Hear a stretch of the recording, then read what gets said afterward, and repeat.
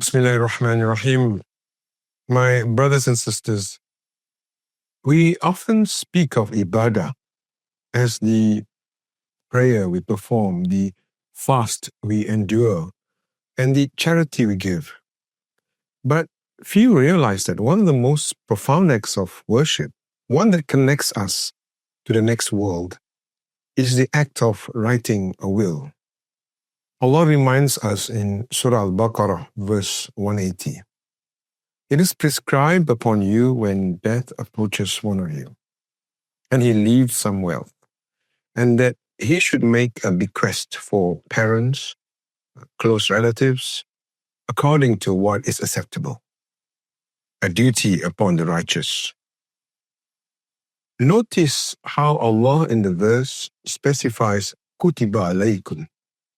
It is prescribed upon you, the same language used for salah, fasting, and zakat. This is not merely a suggestion. It is a reminder that our wealth, our belongings, our own breath are not ours to claim. They are trusts, Amanah, placed in our hands for a very short while. And here is the beauty of it. No matter how small or how large our wealth may be, it is essential, an act of worship, to manage it with justice. Whether we own little or much, Allah looks not at its amount, but at our sincerity in fulfilling His command. Writing a will is therefore not a privilege of the rich. It is a duty of the believer. For every coin, every book, every possession is a trust, and every trust must be returned in order and honor. When we leave this world, we do not take these trusts with us. They remain behind in the care of those we love. And as people of faith, we cannot leave them without guidance. To do so is to abandon our responsibility. To live a will is to perform ibadah. For we act out of obedience to Allah, clarity for our family, and justice in distribution. So my dear family, wealth is not the measure of success, but the measure of responsibility. Prophet Muhammad ﷺ taught us that a true believer leaves behind no confusion, no quarrels, no injustice.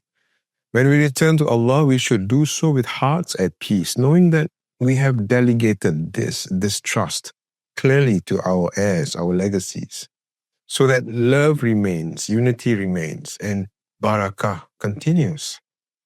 A will is not only about money, it is about mercy. It tells your family how to honor your debts, how to complete your unfinished duties, and how to carry forward the Sadaqah Jariyah that you began.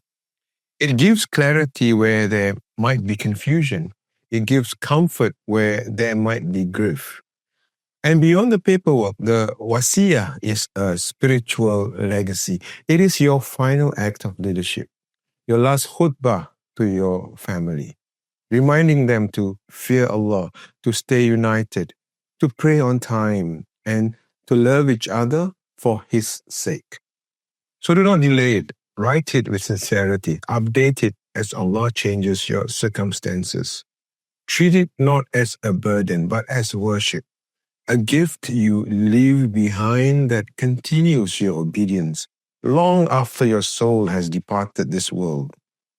For when the soul is lifted, only three things remain: our dua, our charity, and our knowledge that benefits others.